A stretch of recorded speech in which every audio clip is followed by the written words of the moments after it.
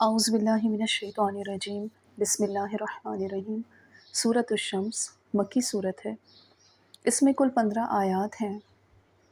اگر بات کی جائے اس کی سینٹرل تھیم کی تو سورۃ الشمس میں انسانی نفس کے خیر اور شر کی بات کی گئی ہے، فسق و فجور کی بات کی گئی ہے کہ انسان کا تزکیہ اور اس کا شر اس کے نفس میں ودیت کیا گیا ہے۔ اسی طرح جب ہم اس کے ذیلی مضمون دیکھتے ہیں تو کائنات کی حقیقت اللہ تعالیٰ نے واضح کی ہے، پھر انسان کے خیر و شر کے بارے میں ذکر کیا ہے، اور اس کے ساتھ ہی قوم سمود کی سرکشی کی بات کی گئی ہے۔ سورۃ الشمس وہ سورت ہے جس میں اللہ تعالیٰ نے سب سے زیادہ قسم کھائی ہے۔ اعوذ باللہ من الشیطان الرجیم، بسم اللہ الرحمن الرحیم۔ والشمس وضحاہا، قسم ہے سورج کی اور اس کی دھوپ کی۔ سورج کو آنکھوں سے دیکھا نہیں جاتا، بلکہ اس کی تمازت، اس کی حدت، اس کی تپش اور اس کی روشنی جو ہے وہ سورج کا پتہ دیتی ہے۔ تو اللہ تعالیٰ نے سورج اور اس کی روشنی کی قسم کھاتے ہوئے ذکر کیا۔ والقمر اذا تلاہا، اور چاند کی جب وہ اس کے پیچھے آئے، یعنی جب سورج غروب ہوتا ہے تو چاند طلوع ہوتا ہے اور چاند سورج کو ریفلیکٹ کرتا ہے۔ والنہار اذا جلاہا، اور دن کی جب وہ سورج کو خوب روشن کر دیتا ہے، یعنی دن سورج کا پتہ دیتا ہے۔ واللیل، اور رات کی اذا یغشاہا، جب وہ سورج کو ڈھانپ لیتی ہے، تاریکی چھا جاتی ہے، اندھیرا چھا جاتا ہے۔ والسماء وما بناہا، اور قسم ہے آسمان کی، وما بناہا، اور اس کے بنانے والے کی، یعنی ایک ماں جو ہے وہ ہمیں من کا معنی دے رہا ہے، اشارہ ہے اس ذات کی طرف جس نے آسمان کی تخلیق کی، یعنی آسمان کا خالق۔ اور ایک ماں میں تعجب کے معنی پائے جاتے ہیں کہ قسم ہے آسمان کی، وما بناہا، اور کیا ہی اس کو بنایا، یعنی آسمان کی وسعت، آسمان کی مضبوطی، آسمان کی خوبصورتی، جو ستاروں سے اسے مزین کیا۔ اور آسمان میں ہی دیکھیں تو کائنات کی بڑی بڑی نشانیاں جو ہیں وہ خالق کی معرفت کا پتہ کر دیتی ہیں۔ تو دونوں ماں، یعنی اگر ماں کے دونوں معنی دیکھے جائیں تو ایک خالق کی طرف اور دوسرا تخلیق کی طرف معنی دیتا ہے۔ والسماء وما بناہا، اور قسم ہے آسمان کی، وما بناہا، اگر ہم تعجب کے معنی دیکھیں تو معنی اس طرح ہوگا، اور کیا ہی اس کو بنایا۔ اور جب ہم ماں میں من کے معنی دیکھیں گے، یعنی کسی ذات کی معنی سمجھیں گے، تو پھر معنی اس طرح ہوگا، والسماء وما بناہا، قسم ہے آسمان کی اور جس نے اسے بنایا۔ والارض وما طحاہا، اور قسم ہے زمین کی، وما طحاہا، اور جس نے اسے ہموار کیا، یعنی زمین مختلف ہونے کے باوجود ہموار ہے، کہیں حجر و شجر ہیں، کہیں ریگستان تو کہیں نخلستان، کہیں بحر تو کہیں بر، کہیں پتھر تو کہیں ریت، اسی طرح کہیں خشکی تو کہیں تری۔ ان تمام انواع کے باوجود زمین ہموار ہے، یعنی جو زمین کا مقصد ہے کہ اسے ہموار بنایا گیا ہے، اسے بچھونا بنایا گیا ہے، یہ اپنی مختلف حالتوں کی وجہ کے باوجود بھی ہموار ہے۔ اپنے آباد ہونے والوں کو، اس پر جو بھی لوگ ہیں، جس پر جو بھی مخلوق ہے، اس کے لیے اللہ تعالیٰ نے زمین کو ہموار بنایا۔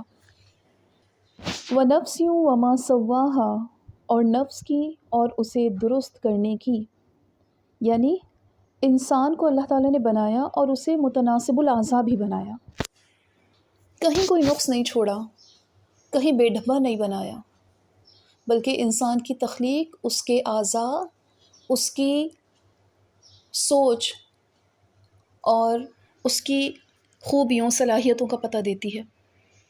ایک انسان کی تخلیق تو وہ ہے جو اس کے ظاہری اعضاء نظر آتے ہیں، اور ایک تخلیق جو اللہ تعالیٰ نے انسان کے جسم میں رکھی ہے، یعنی اس کی روحانیت، اس کی حیوانیت، اس کی نفسیات کا مختلف ہونا، اس کا غیظ و غضب، اس کا نرم ہونا، اس کا خیر، اس کا شر، اس کے اعضاء کارآمد بنائے۔ فَأَلْهَمَهَا فُجُورَهَا وَتَقْوَاهَا، فَأَلْهَمَهَا پس اسے سمجھ دی، فجورها اس سے برائی سے بچنے کی، وتقواها اور پرہیزگاری اختیار کرنے کی۔ اللہ تعالیٰ نے انسان کو بنایا، متناسب الاعضاء بنایا اور اس میں الہام کر دیا، اس کو ودیت کر دیا کہ اسے خیر اور شر کی تمیز بھی ہے۔ الہام کا مطلب ایک تو یہ ہے کہ اسے اچھی طرح سمجھا دیا، اور پھر انبیاء اور آسمانی کتابوں کے ذریعے اسے خیر اور شر کی پہچان بھی کروا دی، یعنی انسان کی عقل اور فطرت میں خیر اور شر، نیکی اور بدی کا شعور ودیت کر دیا، تاکہ انسان نیکی کو اپنا سکے، خیر کو اپنا سکے اور برائی سے، شر سے بچ سکے۔ آپ یہ دیکھیں کہ ایک چھوٹا بچہ اگر اسے بھی کسی چیز سے منع کیا جائے تو اللہ تعالیٰ نے اس کی بھی فطرت میں ڈالا ہے کہ وہ اپنے اس منع کیے جانے والے کام کو اگر وہ کر لیتا ہے تو وہ چھپاتا ہے۔ مثال کے طور پہ اگر ماں نے اسے کسی کام سے منع کیا اور اگر وہ کر لیتا ہے تو وہ اس کام کو چھپاتا ہے، یعنی انسان میں عقل ودیت کی ہے اور اسے بتایا ہے، اس کے اندر ضمیر ڈالا ہے کہ وہ خیر اور شر کی پہچان کرے۔ اور یہ حال اللہ تعالیٰ نے انسان کا یعنی بچپن سے اس میں یہ ڈالا، اور آخر تک وہ اپنی جوانی اور اپنے بڑھاپے تک یہ فطرت رکھتا ہے کہ وہ خیر کی بھی تمیز رکھتا ہے اور شر کی بھی۔ قد افلح من زکاہا، حقیقت میں کامیاب ہوا وہ، من زکاہا جس نے اس نفس کو پاک کیا، یعنی جب اللہ تعالیٰ نے خیر اور شر کی تمیز دی، صلاحیت دی، تو اس نے خیر کو اپنایا، شر سے بچا، شرک سے بچا، معصیت سے بچا، اخلاقی رذائل سے بچا، اپنے نفس کو اس نے برائی سے بچایا، ایسا شخص کامیاب ہو گیا۔ یعنی اس نے الہام جو چیزیں اس کو کی گئی تھیں اس کا درست استعمال کیا، وہ خیر کو اختیار کرتا رہا۔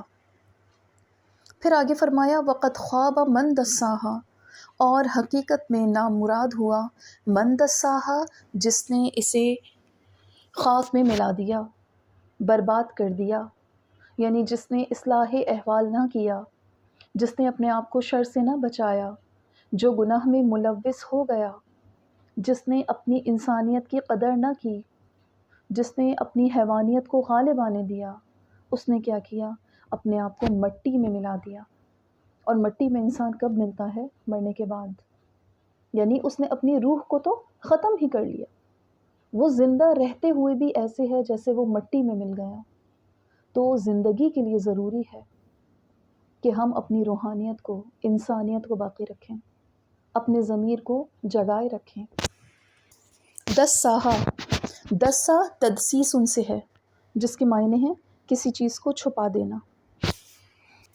تو دساہا کے معنی ہوں گے جس نے اپنے نفس کو چھپا دیا، اسے بیکار چھوڑ دیا، اسے اللہ کی اطاعت اور عمل صالح میں نہیں لگایا، یعنی نفس کی حقیقت کو پہچانا ہی نہیں، اس کی اصلاح نہ کی، نفس کو چھپا دیا اور اپنے شر کو ظاہر کر دیا، اپنی حیوانیت کو ظاہر کر دیا، ایسا شخص ناکام ہوا، برباد ہوا۔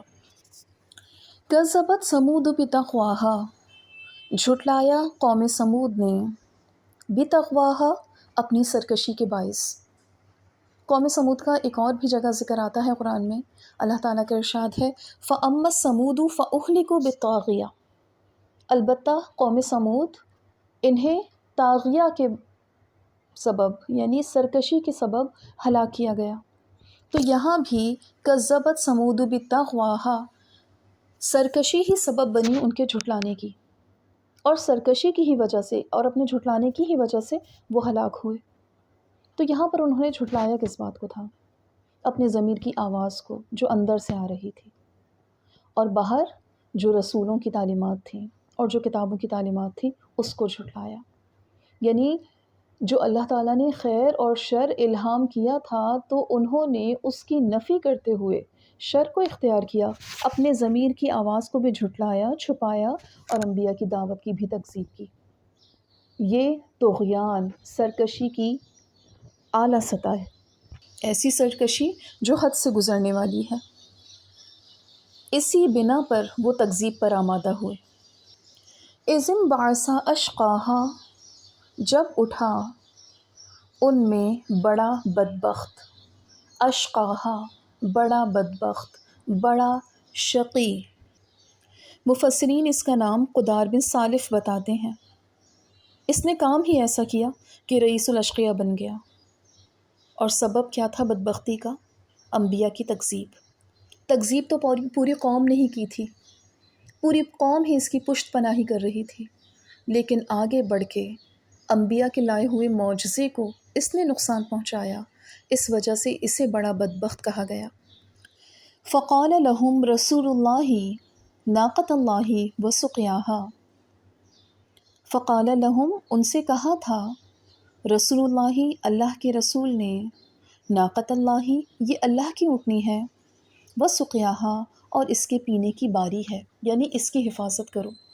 یہ جو تم نے معجزہ طلب کیا ہے، اس کے لیے پانی پینے کا ایک دن مقرر ہے اور قوم کے جانوروں کا ایک دن مقرر ہے، لہٰذا اس کو اس کی باری پر پانی پینے دیا جائے۔ نبی کی صرف اتنی سی بات کو قوم نے نہ مانا اور اونٹنی کو اپنے جانوروں کا دشمن سمجھ بیٹھے اور اونٹنی کو نقصان پہنچایا۔ فَكَذَّبُوهُ، سب نے مل کر جھٹلایا اس نبی کی بات کو۔ فَعَقَرُوهَا، اور اونٹنی کو نقصان پہنچایا، اس کی کونچیں کاٹ ڈالی۔ فَدَمْدَمَ عَلَيْهِمْ، پس ہلاکت ڈال دی ان پر، ربہم ان کے رب نے، بِذَنبِہِمْ ان کے گناہوں کے سبب، فَسَوَّاهَا اور ان سب کو تہ خاک کر دیا، ان سب کو برباد کر دیا، ان سب کو زمین میں برابر کر دیا، کوئی چھوٹا بڑا نہ رہا۔ اس آیت سے ہمیں ایک اصول بھی سمجھ میں آتا ہے کہ اگر برائی کا ارتکاب کرنے والے چند افراد ہوں لیکن پوری قوم اس برائی پر خاموش ہو، اس برائی پر نکیر کرنے کے بجائے اسے پسند کرتی ہو، اس کی پشت پناہی کرتی ہو، تو اللہ کے ہاں پوری قوم اس برائی کی مرتکب ہوگی، اس جرم یا برائی میں برابر کی شریک سمجھی جائے گی۔ لہٰذا بحیثیت امت، بحیثیت قوم، ہمیں کسی برائی پر خاموش نہیں رہنا، ورنہ ہم بھی مجرم سمجھے جاتے ہیں۔ ہمیں اپنے حصے کی کوشش کرنی ہے۔ فَدَمْدَمَ عَلَيْهِمْ، اللہ رب العزت نے ان پر سخت عذاب نازل کیا۔ فَدَمْدَمَ، جس میں پائے جاتے ہیں معنی کہ مسلسل ان پر عذاب آتا رہا یہاں تک کہ وہ برباد ہو گئے۔ فَسَوَّاهَا، اس عذاب میں سب کو برابر کر دیا، وہ عذاب سب کے لیے عام تھا، کسی کو نہیں چھوڑا، سب کو نیست و نابود کر دیا۔ وَلَا يَخَافُ عُقْبَاهَا، وہ نہیں ڈرتا اس کے تباہ کن انجام سے، پوری دنیا کو بھی تباہ کر دے تو اللہ کی اطاعت میں کوئی کمی نہیں آتی۔ پھر اللہ کو یہ ڈر نہیں ہے کہ اگر انہیں سزا دی ہے تو کوئی بڑی طاقت اللہ سے اس کے بارے میں پوچھے گا، بلکہ اللہ طاقتور ہے۔ ہمیں اللہ سے ڈرنا ہے، ہمیں اللہ کے سوال سے ڈرنا ہے۔ اللہ سے کوئی پوچھنے والا نہیں، بلکہ اللہ سب سے پوچھنے والا ہے۔ وہ انسان سے ان کے اعمال کے بارے میں باز پرس کرے گا، اللہ سے باز پرس کرنے کی کسی میں طاقت نہیں، کیونکہ سب سے قوی اللہ رب العالمین ہے۔ وآخر دعوانا ان الحمد للہ رب العالمین۔